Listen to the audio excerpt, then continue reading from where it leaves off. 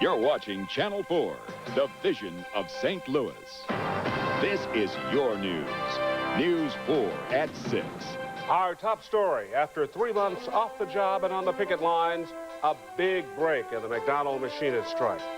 Good evening, and thank you for joining us. It appears the McDonnell-Douglas strike may be close to ending. Keyword appears. Late this afternoon in Washington, D.C., the striking machinists and McDonnell-Douglas reached a tentative agreement.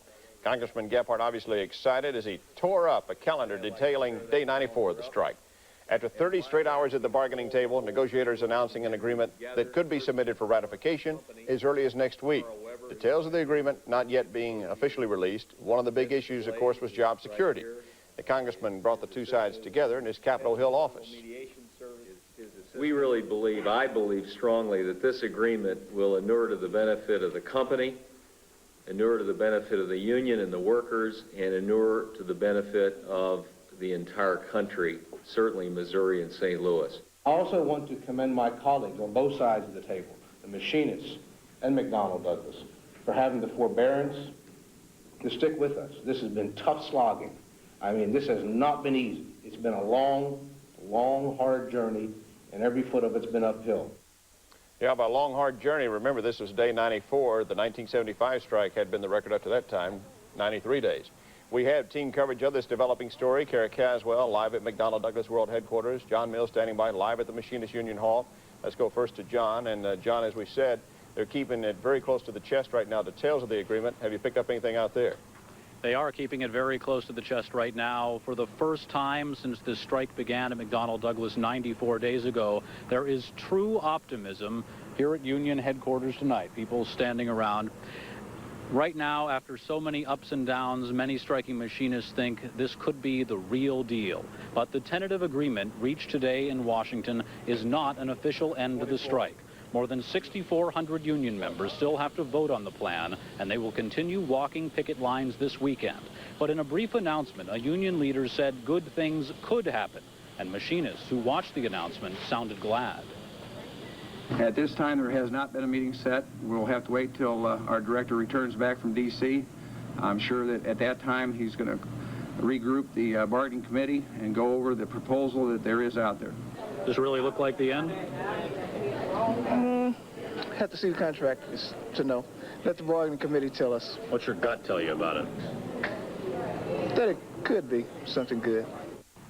It could be something good. Words from many of the union members who are still on strike at this point. They'll keep getting on buses here at Union Hall, and they'll keep walking the picket lines until there is a chance to vote on this contract. And if it is approved, that would end the strike. Sources are telling News 4 tonight McDonnell-Douglas did make some concessions on job security issues, while the machinist union, sources tell News 4, made some concessions on the work rules. Sources also tell News 4 some of the clients of McDonnell-Douglas may not have been happy with some of the products they were receiving during this strike. All of that according to sources talking with News 4 tonight. Larry? All right, thank you, John. We'll have more details on that issue about how well the product was coming out of the front line while the strike was underway. Kara Caswell now on the labor dispute with the pickets and joining us live from outside McDonnell-Douglas World Headquarters with action and reaction right there on the picket line. Kara? Larry, the best way to characterize what's happening here on the front lines, the picket lines, cautious optimism tonight over word of the tentative agreement in the 94-day-old strike. But until they vote on a contract, the pickets remain up, and the strikers tell me they won't lay down their signs until they get word from those in charge in the machinist union to do so. Also, they won't give up their signs until they see the contract and know they didn't give up too much. Now, they're supposed to vote to ratify that contract, we're told, next Tuesday after it comes back from Washington. Yeah, full package. Everything needs improvement. Okay. Do you think you guys are willing to give in on what you were fighting for before? I'm sure there's some concessions to be made on both sides, yeah. So it's true, yeah. So I'm tired. I've been out here so long. And you're not ready to put this down yet, huh? No. Not until they bring us back a good contract to vote on. I'll keep walking. Word from at least one of the strikers out here tonight. They hope this is a contract that everyone can agree on because it's been a long, hot, and financially difficult summer. They are very anxious to get back to work. And again, the workers are expected to vote to ratify the contract next Tuesday. Until then, the pickets remain up here. We'll have more reaction coming up on your News 4 at 10 o'clock. Back to you. All right, thank you very much, Kara Caswell and John Mills reporting in our team coverage on the McDonnell-Douglas strike. Well, St. Louis market analyst Julie Neiman says she was not at all surprised by today's announcement. She says there were many factors that played into this agreement. It's the worst kept secret here in town that there are problems with production as well. And I think that's the other thing that focused the management's attention on getting this resolved, because there are problems in production. Now, here is the bottom line on the McDonnell-Douglas breakthrough. Striking machinists have reached a tentative agreement in their contract dispute, and we emphasize the word tentative. Both sides are releasing few details about the actual agreement, but sources tell News 4 the company made some concessions regarding job security, the union conceding some on work rules. The agreement comes on day 94 of the machinist strike. Stay with News 4 for the latest on this developing story. In other news, your next trip to Lambert International will involve more delays, not because of airport security. Stephen Lattimore explains. You'd think having to pick someone up at the airport would be like having your teeth pulled. You got to do it, but it's very painful. Well, that's not the case at Lambert International. There's no problem. I come pick them up, you know. I don't have a problem getting them out of here? No. But as good as things are at Lambert, they will soon be changing, specifically in the lower level arrival and baggage area starting Monday. Starting on Monday, this entire area will be closed. So instead of picking up your passengers down there, you will now pick them up here on the roof of the parking garage. They'll go to the roof of the garage, and there'll be a sign which will direct them to 5-minute pickup. And it will be just like they were on Bag Claim Drive, except they'll be on a segregated portion of the parking garage. I don't agree with it. I think it's going to be really inconvenient with people coming through with their luggage and everything. My husband's a musician, and it's going to be a lot carrying all his equipment and everything up there instead of coming right here. Airport officials are putting up signs to make sure that you know where to go to pick up arrivals. Travelers say they'll just find a way to deal with it. Well, I think it's good if they're doing it for the better of the people.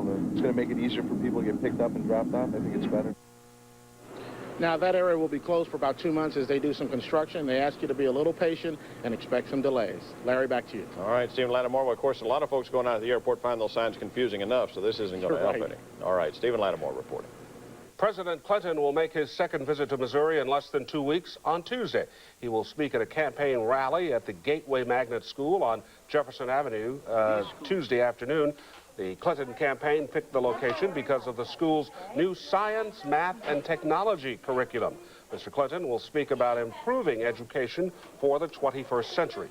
Students are thrilled their school will be recognized. When I heard that Bill Clinton was coming to the school, I thought that it was a great honor to have our school picked out of the whole country, and I'm very excited. I like this school, new and air conditioner and computer in every room, and that's good, and everything. I like everything. After the school rally, the president will appear at a campaign fundraiser at Union Station. The state of Missouri is getting $2.3 million to shore up local and state law enforcement efforts against domestic violence. The Department of Justice funds will be administered by the State Department of Public Safety. Coming up, we'll continue monitoring and keep you posted on the top story, the tentative agreement in the McDonnell-Douglas machinist strike. That story plus the story of a big snake and the big surprise it gave one Belleville man. You won't believe where this reclusive reptile turned up. That story a little later. And I'm meteorologist Corey Barron. Still a few thunderstorms popping up here and there. We'll take a look at the Doppler. And for you Friday football fans, I'll have your Friday night football forecast coming up. Also, local soldiers who put their lives on the line in Operation Desert Storm have tough questions for the Pentagon. That's in the Allman Report coming up on your News 4 at 6 o'clock. Julius Hunter, Larry Connors, meteorologist Trish Brown, and sports with Steve Savard. This is your News 4 at 6.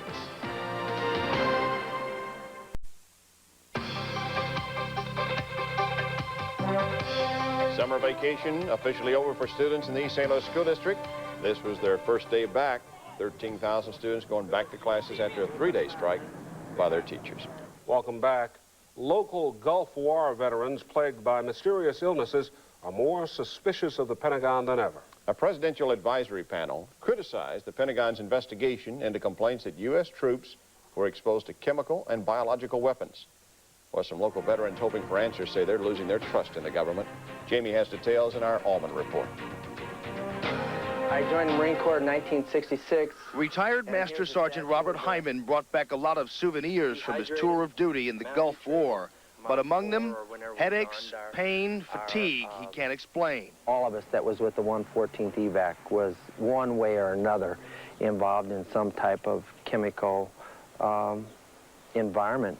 Hyman's suspicion is raised by new accusations the Pentagon dropped the ball in investigating soldiers' exposure to chemical and biological weapons. Chemicals from weapons and fires have been suspected of causing so-called Gulf War syndrome. Here is the air that we're breathing, the yellow junk. Some experts studying the cause of Gulf War syndrome also suspect a mixture of anti-nerve gas agents soldiers like Hyman had to take. While the Pentagon dismisses the danger, Hyman says he can't even give blood to the Red Cross anymore. They said, sorry, you've been exposed to different types of chemicals that could harm somebody else. You want to know from the Pentagon what you were putting in your body and what you were breathing in in the air there. And I think I can speak for 500,000 other troops. We need only look at the flag. That despite your problems, you keep hung out in front of your house.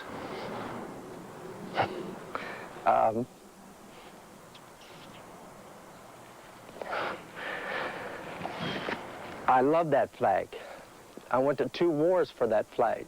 I'd go right back over there again. But I'd definitely like to know what's going in my body, though. And the latest dispatch from the Pentagon on the mysterious illnesses plaguing veterans is that there is no such thing as Gulf War syndrome, only a series of diagnoses that can't be linked to any one cause. However, the Presidential Advisory Panel calling for an independent investigation of these illnesses and, in fact, saying that the Pentagon has really no business studying and investigating its own problem. Yeah, I remember one of our close-up specials, also the Pentagon acknowledging that perhaps they were exposed when we targeted some Iraqi targets, that they didn't launch them, but we blew them up and exposed our own troops. And these guys want to know, like the guy we talked to tonight, they just want to know. All right, Jimmy, thanks. Okay. In St. Louis, a beautiful day, sunny skies, warm temperatures. Meteorologist Corey Barron is on deck with the forecast for us. Well, we have had some nasty weather moving through the area, despite it being a beautiful day in most of the area. You can actually hear a little rumbling around here. There is some rain just off to the east of downtown St. Louis. They're just popping up here and there, and some of them are dumping some heavy rain. We've even had some reports of some pea-sized hail. Now, most of us have had a lot of sunshine through the day, that hazy stuff. But take a look at the Doppler radar, and you can see how it's just kind of pockmarking our viewing area. There's that little batch of rain and thunder showers just off to the east of downtown St. Louis, pretty close to Dupo. And then to the north of Alton, around New Delhi and Brighton, we have a thunder shower, dumping rains. And then right on the Franklin and also Jefferson County line from about Detmer over to Lowndale, we've had this batch of rain that's been in there for a while. So they bubble up and then hang in the same location and then rain themselves out. Now, what about later this evening when you head off to the football games? I think most of the rain should be dying down within the next hour, which will put us pretty close to kickoff. So I think some pretty decent weather in that department. And throughout most of the day, we did not have rains. We just had the hazy sunshine and got up to 87 again today with a few spotty afternoon thunderstorms. Had some at Lambert, some out in Baldwin, and currently we're at 82. The rains have cooled us off a tad. Northeast wind at 7 and 63% humidity. Now we're heading off to the East Coast, where we're looking at the remnants of Fran as it continues to spin on through the northern sections of Virginia on into Pennsylvania, and the rain bands wrapping around that from western Pennsylvania around Pittsburgh, very heavy rains, up into Akron, Ohio, and it looks like it'll continue to be driving to the north and the east. And in a way, it had somewhat of an effect on us today. As it was driving to the north, we had just enough lift and moisture in our area to give us these scattered afternoon thunderstorms. You can see those little poofs of white there. Off to our west, you can see some more thunderstorms. That's a cool front headed our way, and that's headed our way for maybe by Sunday sometime. Here are the thunderstorms popping up throughout the area. Probably won't have as many as these by tomorrow afternoon, but we will have a quick shot at maybe a few more storms tomorrow. That front will be headed our way by Sunday, and maybe a few more thunderstorms on that day as well. The thunderstorms will be dying down this evening in the 70s. We'll hit about 68 tomorrow morning, another shot at maybe a few scattered showers tomorrow afternoon, and then it appears we'll have some nice weather coming in behind that front after Sunday, with the peach of the week being Tuesday again. Looks like nice dry air headed our way. What about a Saturday evening lawn party? Still a possibility of some of the stuff that you see out there today, but not as many tomorrow evening as this evening. All right, thank you, Corey. What time was I supposed to be there? You never did tell me. I'm supposed to be at your house. Oh, I see. Still ahead, we will recap our top story, a potential break in the McDonnell Douglas machinist strike. First, Doug Vaughn with highlights from today's U.S. Open at the Boone Valley Classic. And we're going to the ballpark to hear from a Redbird hero about to have his number retired. Sports next.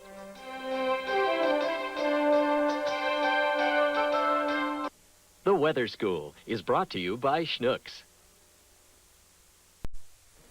Welcome back. You know, I think you might be old enough to play on the senior tour if you'd like to play golf. I think I'm old enough to play anything to be 50? senior. He's got another 15 years. You'll be 50 and you'll be Wednesdays are my favorite day to shop. Oh, Hale Irwin says one of the things that surprised him the most about playing on the Seniors Golf Tour is the number of different players who can still play well enough to contend for a championship. 78 golfers teed it up today out at Boone Valley, and the leader right now is a relatively unknown player named Vicente Fernandez. He shot a course record 65, 6 under par. Great shot there out of the sand. He's one shot ahead of Charles Cootie. Tom Wargo is 2 back. Irwin has to be considered the favorite on this course that he's been able to play many times. He shot a 70 today, so he's 5 shots off the lead. He comes in here as the Senior Tour money leader and says he wants to keep it that way. It may not mean anything to anyone, but it does to me because, again, it's just one of those achievement levels that, you know, you reach up that ladder of success, and if that's just one little rung on the ladder, at least it's something that you did achieve, and it's important. Pretty important game for the Cardinals tonight. They're up against the Padres at Busch. Redbirds looking for their 7th win in a row. Bob West is live at the stadium, where the Cardinals are honoring one of their Hall of Famers tonight. Bob?